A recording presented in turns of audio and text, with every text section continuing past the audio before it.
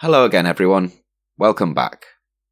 Just a short one this month, is what I said to myself after finishing my 5-episode miniseries last month, and then I wrote it, and well, it came out as another serial, if only 2 parts this time. Seems I can't remember what short is, but this is what happened, so it's what you're getting.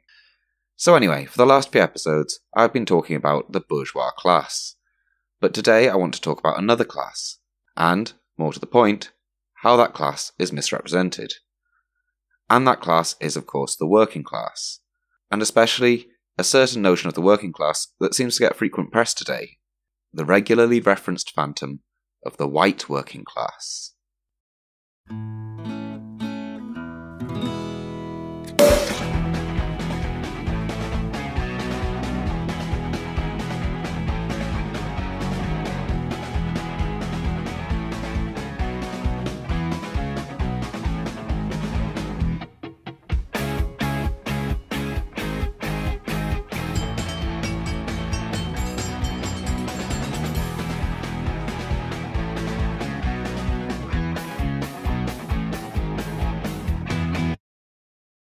This class has got a lot of attention lately, as many seem to think it is responsible for recent political events, taking the blame for everything from Trump and Brexit to the gilets jaunes, which seems a spurious link in terms of the French movement, but certainly, in the UK, our far right have been trying to co-opt it for their interests.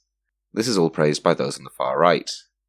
Yes, organising the white working class through municipal nationalism. It was also an immense betrayal of those they claimed to be fighting for, the native working class.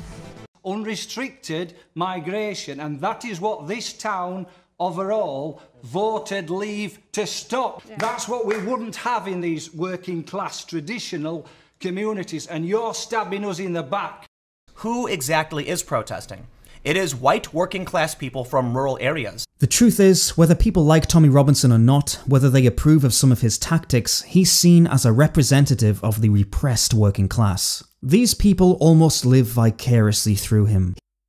And criticised by liberals and centrists. Now, our next guest says that's no surprise, that elites have long failed to understand and appreciate the massive group that makes up the white working class, a group who have proven to be, in her words, a potent political force.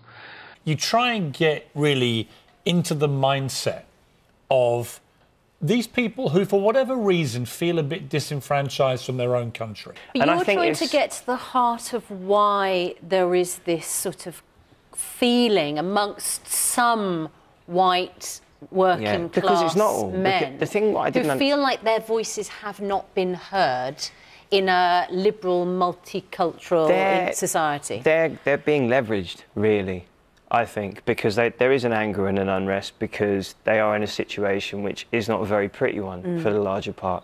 You know, it's not just about being white and working class either, is it? It's about being working class. Here we see a lot of examples from across the British and American media indulging in the same ideas of these people as the driving force behind much of our political turmoil. Generally, they are seen as a demographic driving racist, anti-migrant policies, as well as promoting socially conservative stances opposed to causes such as feminism and LGBTQ rights. Now I want to be specific here and point out that it is this use of the white working class as an explanatory force for effects like Brexit and Trump that I am talking about here. This usage is described well by Novara media editor Ash Sakar. It has become a truism repeated to the point of banality, that across the global north, a revival of working-class political engagement has driven electoral successes for the nationalist right. Dispossessed by globalist elites and mocked by a cosmopolitan intelligentsia, this demographic has long been underserved by our political classes and neglected by the identitarian gatekeepers of cultural relevance. So this is the stance I'm arguing against, a narrative of white working class attitudes which is used to explain unexpected political moves, and as a force to appeal to justify reactionary policy. I'm not denying the intersection of the categories of whiteness and working class people. White working class people exist, but they are not homogeneously described by the way the term is used in this sense. Equally, as I intend to argue, the demographic that is actually referred to by this phrase is itself not well described by the term white working class. I'm also going to talk a lot about the Brexit vote, but I don't want to imply any position on Brexit by that. It's a complicated quagmire of a situation which I might do more on if it goes on long enough to be worth it, but frankly, I want socialism, or the best steps towards it, and in our current situation, membership of the EU seems to have pros and cons both ways for that. Again, maybe in another video, if the situation is ever stable enough to write one without worrying it'll be out of date before I finish producing it. However, if you're not up to date on the various left positions around Brexit, and you want to look at it in more depth, I do recommend Navarra Media's coverage of it, which has been both thought-provoking and plentiful. Anyway, enough Brexit, back to the point. So I'm going to be honest here and say that I think the phrase white working class, used in this way, is a misleading phrase which obscures far more than it reveals about our current predicament. So there you go. If that pisses you off, I guess you'll switch off now. But I would encourage you to stick around and hear me out, because, well, I'd like to change your mind. Part 1. The working class. So first let's look at one of the biggest problems of this discourse. What does the phrase working class even mean in this context? Now, from a Marxist and socialist perspective, we have a pretty clear definition of class based on economic position in an effective two-class system consisting of the bourgeois, the propertied class who own the means of production, who rose up to displace the old feudal regime of monarchs and aristocrats, and the proletariat, or working class, who do not own the means of production and are forced to sell their labour in order to ensure their survival, as Marx describes in the Communist Manifesto. In proportion as the bourgeois, i.e. capital, is developed, in the same proportion is the proletariat, the modern working class, developed. A class of labourers who live only so long as they find work, and who find work only so long as their labour increases capital. These labourers, who must sell themselves piecemeal, are a commodity, like every other article of commerce, and are consequently exposed to all the vicissitudes of competition, to all the fluctuations of the market. Now, this system for understanding class is all well and good, and it's certainly the one that I most subscribe to, but for most people, working class is thought of in a more fuzzy three-class system, as the poorest class, with a richer middle class, and the wealthy at the top. So this white working class phrase, when used in public discourse, generally invites people to think of the demographic described as those who are poor and left behind. Marx does not talk about the middle class, though he does talk of a petty bourgeois of small business owners, like shopkeepers and small property-owning traders, who may have some of their interests in common with capital. When later Marxists and other radicals have defined the middle class, it is often perceived as a section of the working class whose interests really ally with the working class, but who have been offered incentives by capital through things like higher wages and home ownership, not to question the status quo. That's not to say they never do, but that by having a larger share than others, they are easier to convince that their interests align with the system, in order to keep their pensions and mortgages and so on. So to try and give a fair representation, I will attempt to apply both these definitions to the demographic referred to as the white working class, to be as fair as possible. And there is also a third, cultural notion of class, which I do not want to ignore the importance of, and I will come to it later in the video. So, in common perception, this term seems to imply these people are poor and suffering economic hardship. And certainly a lot of people in the UK and US at the minute are poor and suffering economic hardship, and a lot of them are white. However, this body of people that have been christened the white working class certainly does not seem to be universally poor and at the bottom of the society in itself. And nowhere is this clearer than in this documentary made by British former politician Ed Balls, a man with one of the most unfortunate names in British politics, alongside the likes of the rampantly imperialist Mike Gapes, the MP whose name is a sentence, and disgraced former Labour MP John Woodcock, the man named Penis 3 times, ironically under investigation for sexual misconduct. Not to mention the Conservative Community Secretary, who is called James Brokenshire. But back to the point. Balls was a minor minister under Blair and Brown in the neoliberal Third Way New Labour government, and served as Shadow Home Secretary and Chancellor during the lacklustre opposition under Ed Miliband. But in 2015, Balls was spectacularly defeated in his constituency and dropped out of politics, and seeing that his party had moved to the left of his neoliberal agenda, has clearly decided to go into the media for an alternative career, premiering with this joyously ridiculous documentary, Travels in Trumpland. He says he's come to the southern states of America seeking these working-class Trump voters, and he thinks he has the event to find them in.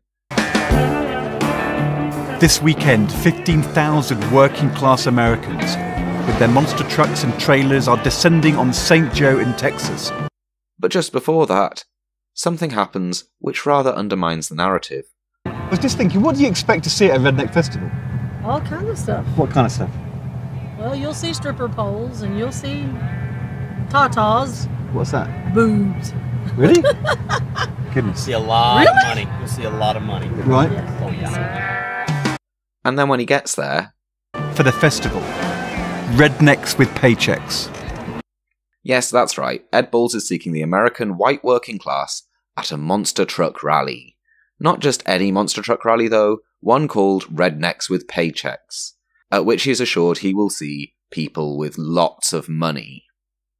Now, it is arguable that some of these people may be technically working class in the pure Marxist sense. That is to say, many may work for wages, but they are certainly not the very poorest that most people's assumptions of class would describe. Of the two who describe their class position, both are landowners and independent traders of sorts. So these people are in Marxist terms clearly petty bourgeois, in that they own property or run independent businesses. They are not employed wage earners. And these people in general seem to pride themselves on their relative wealth, embracing the term redneck, which has some working class connotations, but undermining it with affirmations that, contrary to stereotypes, they are not poor or desperate. One of the figures most associated with this notion of the working class in the UK is Stephen Yaxley Lennon, who promotes racist ideas under the stage name Tommy Robinson. Certainly he seems to proclaim his class credentials, emphasising his upbringing in the deprived town of Luton. I'll start off telling you about where I'm from. Most of you already know. I'm from Luton. Luton is rated as one of the roughest towns in the UK. It has the highest poverty levels in the UK. One of the most deprived areas of the UK. It has a lot of problems. Because they're from a different class to me, because they wear a tie, they say exactly the same as me. But because I'm working class, I'm frowned upon, I'm deemed, we're called white supremacists, racist, bigots, for saying exactly the same. And his supporters seem to think he is a working class hero. I mean, the working class support Tommy. Tommy's the voice of the working class. He represents us all.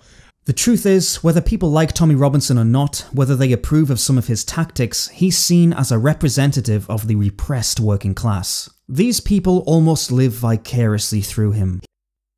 But actually no, he's a landlord, so he's a petty bourgeois property owner who makes his money extracting rents from the working class. This excludes him in any Marxist sense from the working class. And he's certainly not poor, excluding him in the more fuzzy general sense. He's also a convicted fraudster, and ironically for someone who rants about illegal immigration, has been arrested for trying to enter America on a false passport, among many other convictions, including violent crime and stuff like that.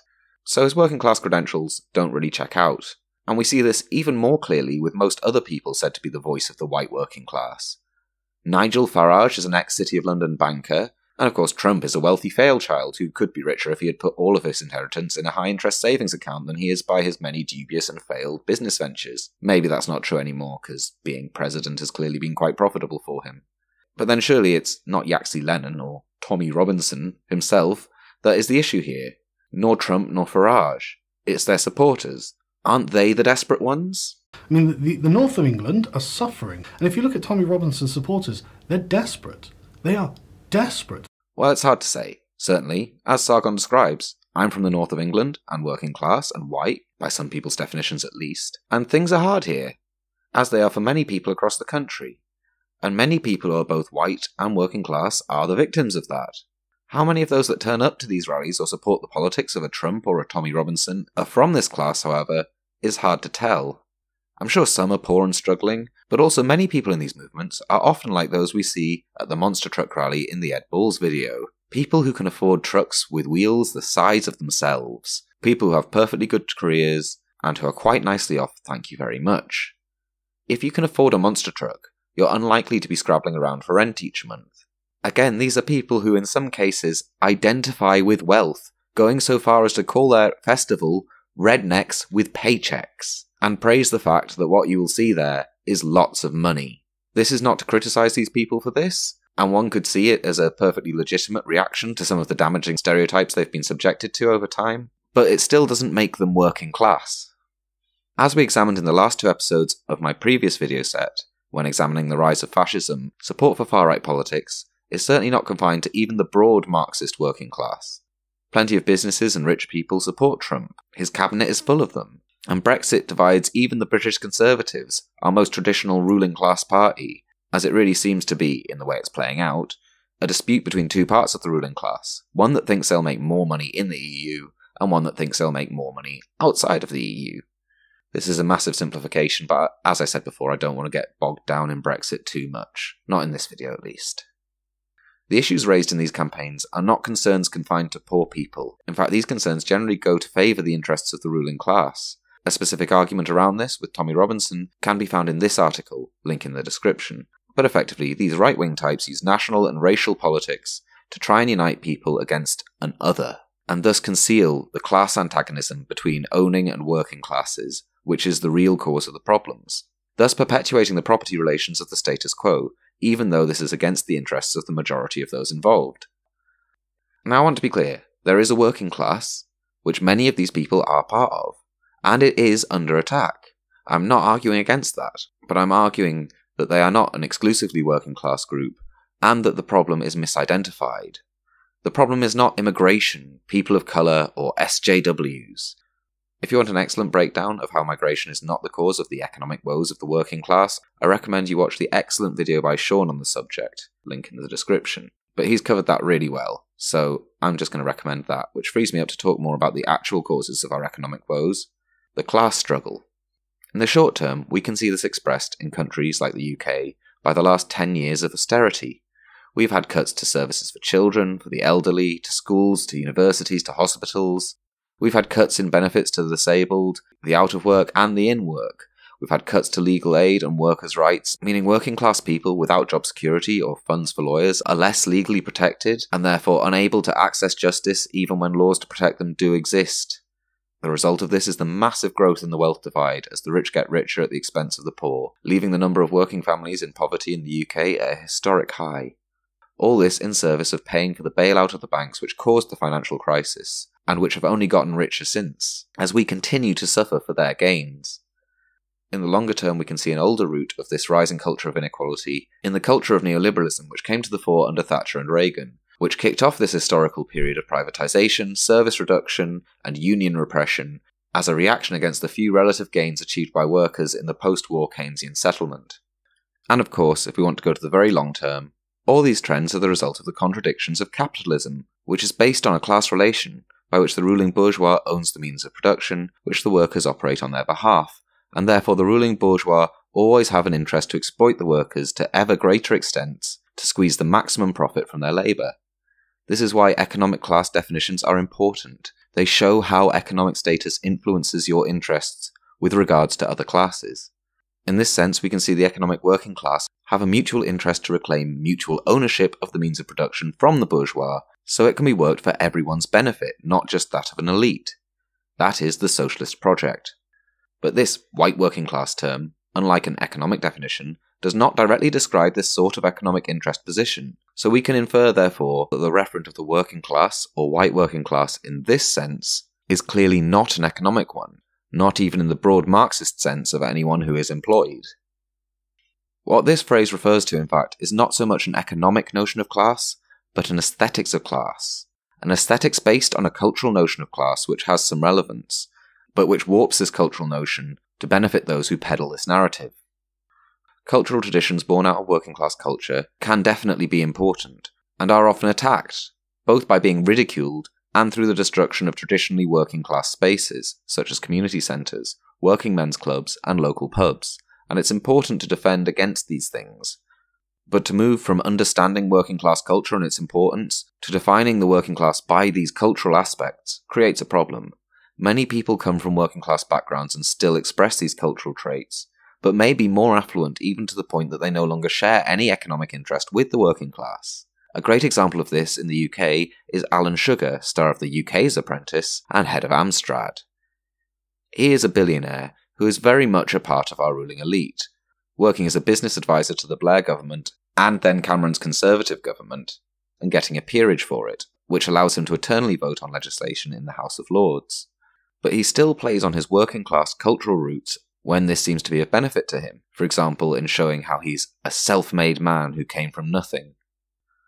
And you really are the American dream, but from England, aren't you, really? I mean, it started so modestly, and it's ended up big time. Congratulations on that. Well, thank you. Yeah, I mean, it's that was recognised in the 80s by Margaret Thatcher, for example. I was the blue-eyed boy of the city then when I first floated my company in 1981, because, as you quite rightly say, I started from nothing, really, with £100 in the minivan. That is all true. And there's no reason on this God's earth why someone else can't do it in this day and age either. Your new autobiography is called What You See Is What You Get, and it seems to me that your dad has really created the person you are today, because he worked damn hard to make you the man you are today, really, didn't he? Well, he worked very, very hard. The family ethos was to work hard because there was no other way to get any money, and we never had any money. We lived in the council flats in Hackney, and that was it. I mean, nothing. He'd done his best. My mum and dad did their best. They had 4 children, of which I was the youngest. They did their best. Now, I'm not saying it's wrong for Sugar to celebrate his working class cultural background, and certainly I think he's done some philanthropic work in Hackney, where he's from, which has had some benefits. But extending definitions of the working class over cultural terrain results in a position that a member of the super rich, like Alan Sugar, can in some way be called working class. And if we are interested in using this term to accurately describe some aspect of economic inequality, which I think, given it is so rife, we certainly should be, and is implied by the constant claims that the white working class are suffering economic hardship, this cultural definition is not useful. But even more, the aesthetics of class presented in this term of the white working class is not a rich aesthetics grounded in the broad working class culture, but more an aesthetic based on emphasising certain visible characteristics which people associate with the working class, rightly or wrongly. This is well represented in another BBC documentary, Britain's Forgotten Men, which, in fairness, does try to address to some extent the issues that affect the working class. However, they couch it in a massively sensationalist tone, and in the process play up to many of the worst aesthetic representations of the working class. Its second series opened with an episode called Growing Up White and Working Class, and began with this representation. You can call us feral, you can call us chavs, you can call us pikeys, you can call us hoodies. What is going on? 25p. We're the 6th richest nation in the world, yet our social security, our state, is a load of crap. No one's happy around here.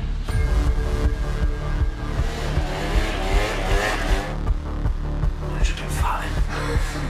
How important is this fight on Saturday? It's everything, really. They're sitting, they're not. They'll kill your mum and dad. There's nothing, no better feeling. So blood, with crap, anything else. Why are you watching ball? There's just no end goal. There's no end point. There's no path. Hey, what'd you get kicked out of school for? Punching someone, smoking, bringing knives into school. This seems to illustrate what I would say the term white working class conjures up for a lot of people. Street violence, football hooligans, skinheads and drug users. These may all be things that do exist within the working class, but they are also by no means limited to it. None of these activities are exclusively working class, nor do any of them describe something that all of the working class do. In fact, it reads rather like a list of anxieties that many privileged people might have about the unseen activities of the unknown lower classes. This is a view that sees the working class as big, baldy men, and generally it does present them as men. It's an aesthetic which often doesn't really include women. These people probably don't have degrees, probably work manual jobs, and are prone to bigoted viewpoints and possibly to violence at any moment. It is a view of a working class through football crowds and fights in the street on a Saturday night. Also totally not exclusive to the working class, but often something they are cast with. It is a class caricature, which never reflected the complexity of the working class, and certainly doesn't today. It's also a really bad way of looking at class in this society today. For example, in an aesthetic view of class, if you work in an office, you might be considered middle class. You wear a shirt, you sit at a desk, these are stereotypically middle class activities. Whereas if you work as a builder, you're probably working class. However, while I'm not saying manual traders have no problems, or that there aren't a lot of poor working class labourers, it is also true that today, many office jobs, such as call centre work, pay much less than skilled manual labour such as may be carried out by the stereotype described here. This stereotype also excludes the many educated, either by themselves or through universities, and cultured people in the working class, implying that all working class people are in some way ignorant or just bigoted, and even excludes those who just don't fight on the street or at football matches, which is, let's be clear, the vast majority of the working class. Also, in implying that it is the working class alone that is driving racism and opposition to immigration, it excludes the large majority of the working class who are not racist or anti-immigration. In fact, at this very time, when newspapers and politicians are telling us the working class want us to close borders and kick out migrants, polling in the UK shows the opposite, that a growing majority here see migration as a positive. This is yet another way in which this white working class narrative obscures more than it reveals.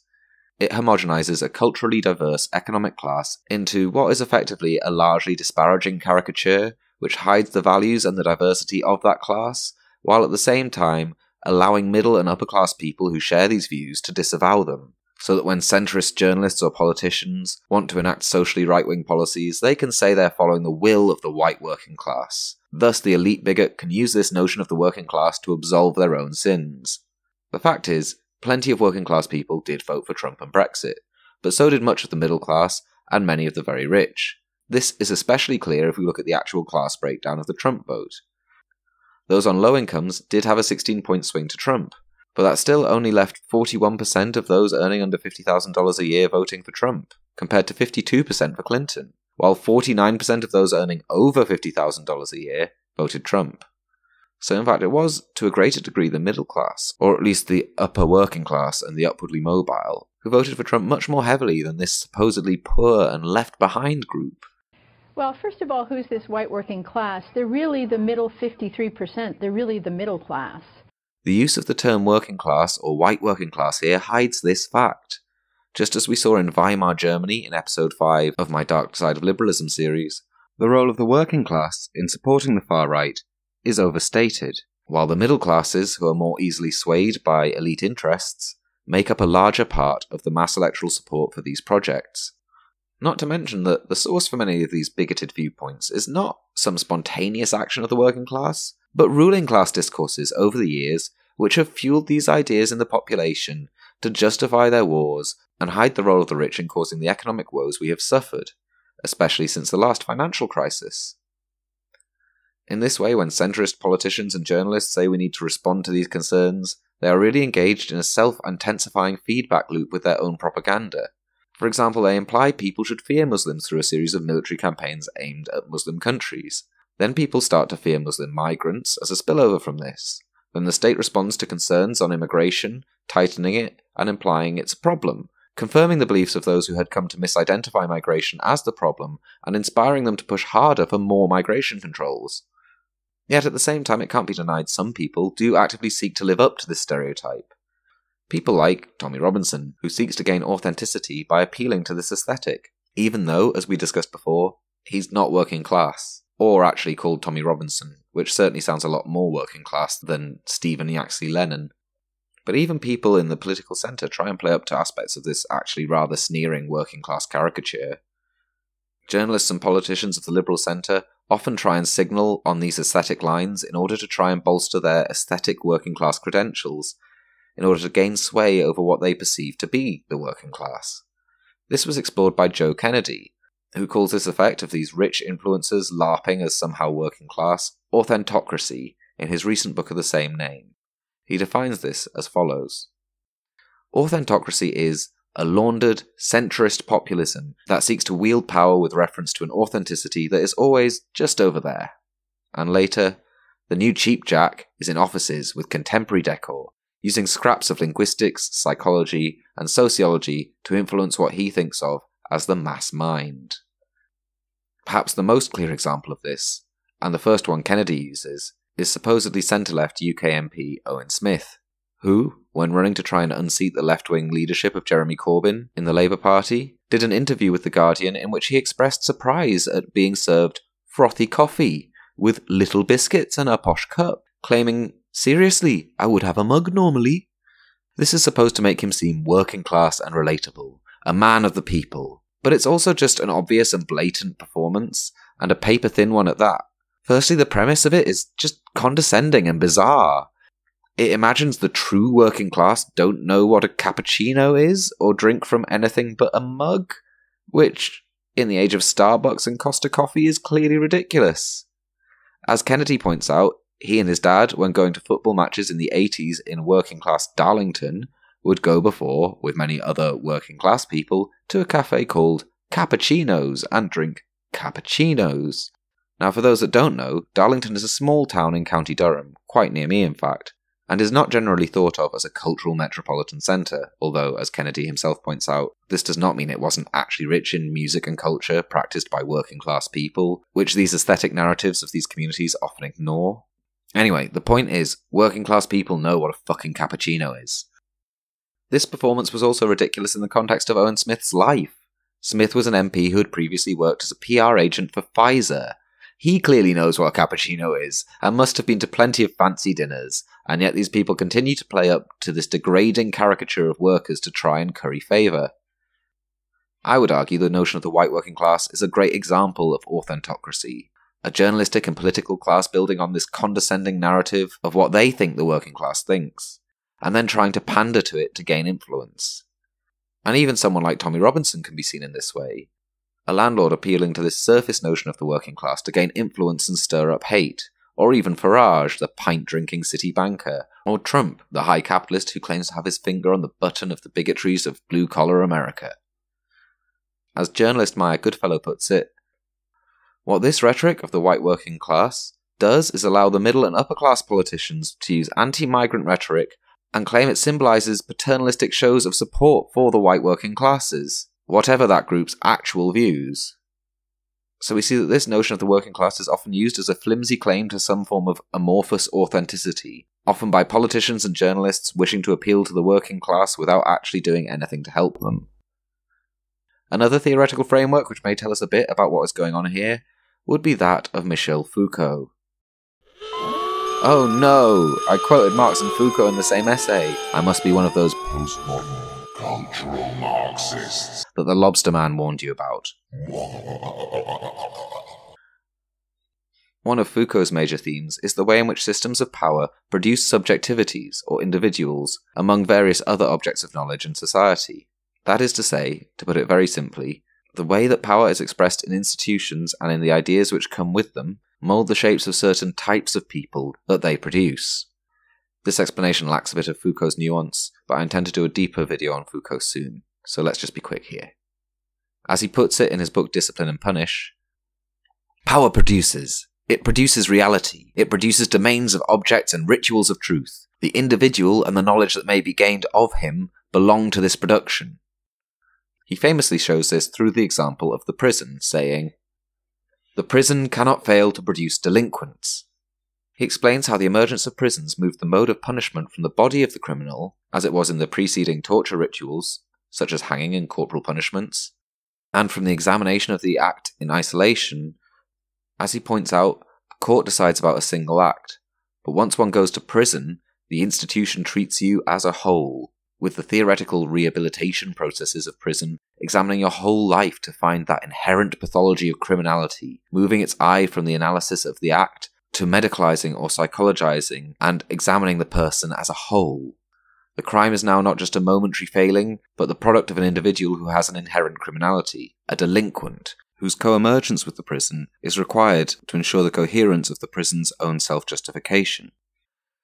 This individualization is very different in nature from the modulations of punishment to be found in the old jurisprudence. The old system used two series of variables to adjust the punishment, those of circumstances and intention. Elements, that is to say, that made it possible to qualify the act itself. But what was now beginning to emerge was a modulation that referred to the defendant himself, to his nature, to his way of life and his attitude of mind, to his past, to the quality and not to the intention of his will. What one was aiming at was not the author of an act defined by law, but the delinquent subject himself, a certain will that manifested his intrinsically criminal character. The features of the delinquent consist again of largely upper-class anxieties about the mythical criminal, but once the concept is out there, it can encourage people to both demonize and fetishize it. Incidentally, it's important to note that Foucault does not see this as a conscious project or conspiracy, but in fact points out that it needs no one to dream it up intentionally. It is a result of the relations of power in the institution of the prison. And in the same way, he says, all relations of power and institutions produce certain types of people. I would contend that the term white working class is an example of this sort of identity formed by power relations, as Foucault describes. The liberal political and journalistic class is out of touch and do not understand why populations are abandoning what to them, from their privileged position, seems like the safe norms of the high neoliberal political consensus, represented by the likes of Blair and Cameron here in the UK, and figures like the Clintons, the Bushes and Obama in the US. So they are desperately trying to seem legitimate to a working class they do not understand and to which they have generally lost any connection that they ever had, in order, in their minds, to try and regain influence over these people. At the same time, the middle and upper class bigots who want to build their neo-reactionary personality cults desperately need a moniker that makes them seem more in touch with this same complex working class, to make a fertile soil in which to plant the seeds of their hateful politics. The emergence of this narrative addresses both the anxiety of the liberals about the lower classes and the need of neo-reactionaries for a narrative which lends legitimacy to their cause for the lower classes and which hides the elitist nature of their politics. At the same time, the emergent term is one that some who are legitimately both white and working class start to identify with, obscuring the true history of their culture for these aesthetic platitudes and making them increasingly susceptible to the further entreaties of the right. So by this point I feel we've pretty well dismantled the class claims of this term, showing how it doesn't actually reflect, but rather hides the reality of working class people, and the people it does refer to are not homogeneously working class, but are really a cross-class coalition of people who have been misled by, or mislead others into, false, objectionable, and bigoted politics. This video has got a bit long though, so I'm going to cover the rest in the next part, where, having discussed the working class part of this narrative, we will move on to the oh-so-sensitive subject of whiteness. So thanks for watching as always, I hope you enjoyed it, and I hope to have part 2 out in about a week's time, in which I'll be taking a more detailed look at the racial makeup of the working class, and how that too is elided by the use of the term white working class. Now if you've enjoyed this video, or you like the other videos on my channel, why not give me $1 or so on Patreon? Your support really helps me and enables me to continue making more videos, and to keep, eating and having a roof while I do it. And of course thanks to my current patrons, Emily Dickinson, Carly, Natty, Zabezian, A Wingless Monkey, Baffy, Brett Long, Daniel Stenson, Geshtin, Jason Rajamogan, I hope I pronounced that right, Sinead Kerwin, The Cooler Noah, and Thoughtslime. An extra special thanks to Peter Benzoni and George Soros. I love you all, you're all wonderful.